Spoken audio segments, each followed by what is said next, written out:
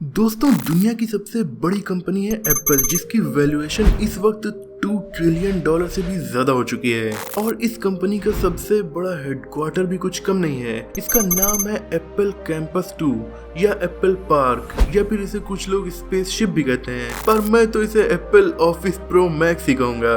तो चलिए इस हेडक्वार्टर में चलते हैं और देखते हैं कि ये बिल्डिंग आखिर कितनी फ्यूचरिस्टिक है। 2006 में एप्पल के फाउंडर स्टीव जॉब्स ने जब देखा कि उनकी कंपनी अब काफी तेजी से बड़ी हो रही है और एम्प्लॉयज की संख्या भी काफी ज्यादा हो चुकी है, उस वक्त एप्पल के एम्प्लॉयज 100 अलग अलग जगहों पर बने इनके ऑफिसेज में काम करते थे। तब स्टीव जॉब्स ने एक ऐसे ऑफिस की कल्पना की जहां पर इन सभी 100 ऑफिसेज के एम्प्लॉयज एक साथ आकर काम कर सकें। और फिर उन्होंने इस प्रोजेक्ट की शुरुआत की और 2011 में इसके लिए क्यूपर्टिनो शहर में जमीन खरीद ली। हालांकि कुछ महीनों के बाद ही स्टीव जॉब्स की मौत हो गई, लेकिन उनके विजन के हिसाब से इस हेडक्वार्टर पर काम चलता रहा। ये बिल्डिंग एकदम गोल बनी हुई है और इस गोले की सर्कमफेरेंस है 1.46 किलोमीटर, यानी एक सिरे से अगर आप चलना शुरू करें तो वापस वहां पर आने में आपको लगभग 1.5 किलोमीटर पैदल चलना पड़ेगा। इतनी ज्यादा बड़ी ये बिल्डिंग है। इसमें 12,000 लोग एक साथ काम कर सकते हैं और मौका पड़ने पर लगभग 15,000 लोगों का ऑफिस स्पेस इस बिल्डिंग में मौजूद है। एप्पल की इस बिल्डिंग को बनाने में लगभग $5 बिलियन यानी तकरीबन 35,000 करोड़ रुपए खर्च हुए थे। ये काफी ज्यादा बड़ी रकम है, लेकिन दोस्तों एप्पल जैसी कंपनी के लिए कुछ भी नहीं है, क्योंकि एप्पल के पास जितना पैसा है उतना दुनिया में किसी भी कंपनी के पास नहीं है।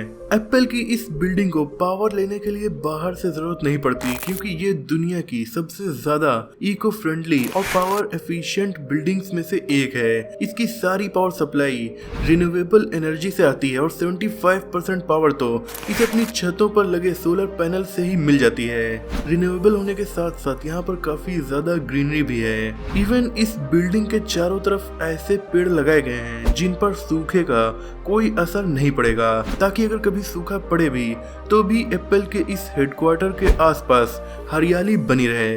यहाँ पर 9,000 अलग अलग प्रजातियों के पेड़ लगाए गए हैं, जैसे कि जैतून, अंजीर, चेरी, और हाँ, एप्पल के पेड़ तो यहाँ पर काफी ज्यादा लगाए गए हैं। स्टीव जॉब्स भले ही अब इस दुनिया में नहीं है, पर उनकी मौजूदगी का एहसास ये बिल्डिंग आपको जरूर कराएगी। आप बखूबी जानते होंगे कि एसी से कितना ज्यादा पोल्यूशन फैलता है, इसीलिए स्टीव जॉब्स को एसी से बहुत ज्यादा नफरत थी और इसीलिए $5 बिलियन की इस बिल्डिंग को एसी पर डिपेंड नहीं बनाया गया है। यानी शायद ये दुनिया की अपनी तरह की इकलौती ऐसी बिल्डिंग होगी जहाँ पर एसी की जरूरत नहीं पड़ती।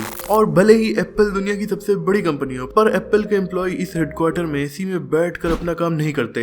इस बिल्डिंग को इस तरह से डिजाइन किया गया है कि इसमें नेचुरल हवा पास होती रहती है, और वो भी ठंडी हवा। इसीलिए तो जितने एरिया में ये बिल्डिंग बनी है उससे कहीं ज्यादा एरिया में इसके चारों तरफ काफी ज्यादा पेड़ लगाए गए हैं। एप्पल की ये बिल्डिंग उसी तरह से काम करती है कि लगता है ये सांस ले रही है, इसीलिए इसे ब्रीथिंग बिल्डिंग भी कहा जाता है। इसमें लगे हुए सॉफिट्स बाहर से ठंडी हवा को अपने अंदर खींचते हैं और गर्म हवा को ये बिल्डिंग बाहर फेंकती है, और ये सब नेचुरली होता है, यानी कि ये बिल्डिंग सांस लेती है।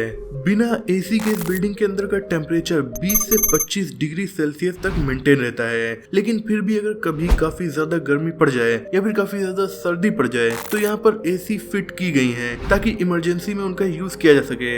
हालांकि एसी का यूज यहाँ पर लगभग ना के बराबर है, जो कि काफी ज्यादा अच्छी बात है। एप्पल के इस हेडक्वार्टर में जाने के लिए आपको 755 फीट लंबी एक टनल से गुजरना पड़ेगा। ये रास्ता आपको एक पार्किंग में लेकर जाएगा जहाँ पर 3,000 कार पार्क की जा सकती हैं। ये तो अंडरग्राउंड पार्किंग थी, लेकिन ग्राउंड के ऊपर मौजूद पार्किंग में 6,000 कार पार्क करने की जगह बनी हुई है। ये 4 फ्लोर की बिल्डिंग है और क्योंकि लगभग 1.5 किलोमीटर इसकी सर्कमफेरेंस है, इसीलिए यहाँ पर चलने के लिए आप पैदल तो बार बार सफर तय नहीं कर सकते।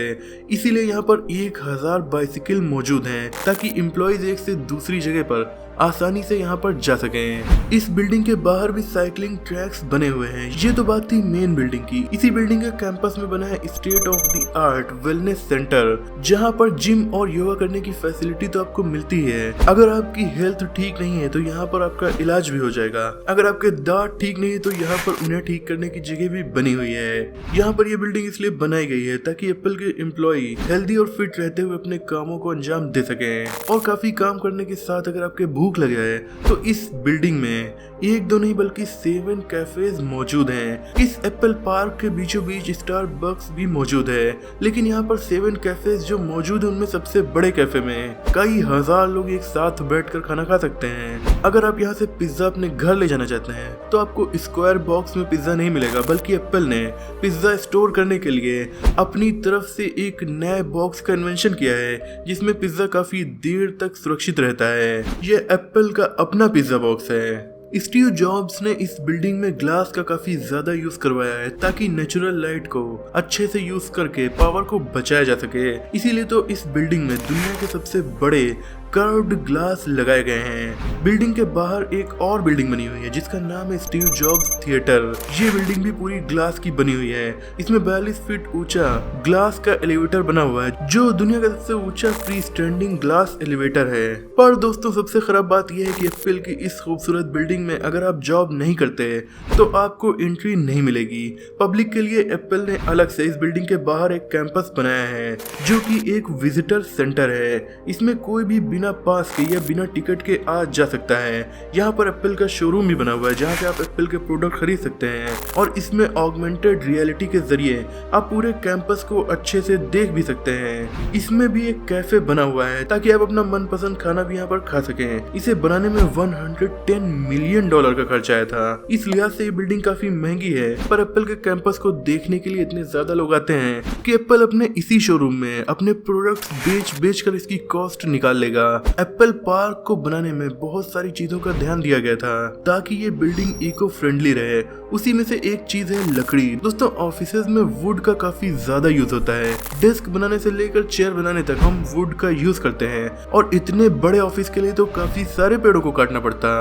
पर स्टीव जॉब्स ने इस ऑफिस के लिए एक भी पेड़ नहीं कटवाया। इसके बाहर 9000 पेड़ लगाए वो तो अलग है। इस बिल्डिंग में जितनी भी लकड़ी यूज की गई है वो सभी रिसाइकिल्ड है और ये भी काफी ज्यादा अच्छी बात है। इस बिल्डिंग को नेचुरल डिजास्टर से भी काफी ज्यादा सिक्योर बनाया गया है, इसीलिए ये काफी तेज भूकंप को भी सह सकती है। इसकी नींव इस तरह से बनाई गई है कि ये बिल्डिंग अपनी जगह से 4.5 फीट चारों तरफ घूम सकती है, फिर भी ये गिरेगी नहीं। इस लिहाज से ये अर्थक्वेक से काफी ज्यादा सेफ है। यानी दोस्तों ये बिल्डिंग पूरी तरह से फ्यूचरिस्टिक होने के साथ साथ एनर्जी एफिशिएंट और एनवायरनमेंट फ्रेंडली भी है। इस बिल्डिंग के जरिए एप्पल कंपनी अपने एम्प्लॉयज को अच्छे से अच्छा एनवायरनमेंट जो हेल्थ के लिए भी अच्छा हो और वर्क करने के लिए भी अच्छा हो प्रोवाइड करती है, और इसीलिए वो लोग इस बिल्डिंग में बैठकर एप्पल के शानदार प्रोडक्ट को डिजाइन कर पाते हैं। दोस्तों यूं तो स्टीव जॉब्स इस ऑफिस के बनने से पहले ही दुनिया से चले गए थे, पर उनका बनाया ये ऑफिस और इसकी यूनिक क्वालिटीज हमेशा वहाँ के एम्प्लॉयज को स्टीव जॉब्स की याद दिलाती रहेंगी। दोस्तों ये ऑफिस 175 एकड़ में फैला हुआ है जिसमें ज्यादातर एरिया पेड़ पौधों से ही कवर्ड है।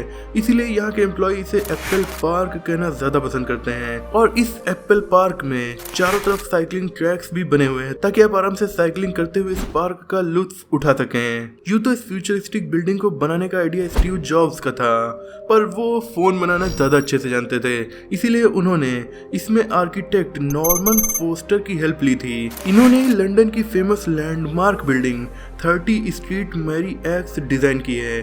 इसके अलावा हांगकांग का एयरपोर्ट और विम्बले स्टेडियम भी इन्होंने ही बनाया है। तो दोस्तों क्या आप भी एप्पल का प्रोडक्ट यूज करते हैं या आप कभी इस बिल्डिंग में जाकर एप्पल के लिए जॉब करना चाहेंगे? कमेंट में हमें जरूर बताइएगा। अगर आपको ये वीडियो पसंद आई तो इसे लाइक और शेयर कीजिए। ऐसे इंटरेस्टिंग टॉपिक्स पर नॉलेजफुल वीडियोस देखने के लिए हमारे चैनल को सब्सक्राइब करके बेल आइकन को प्रेस कर दीजिए। मिलते हैं अगली वीडियो में, तब तक के लिए अपना और अपनों का ख्याल रखिए।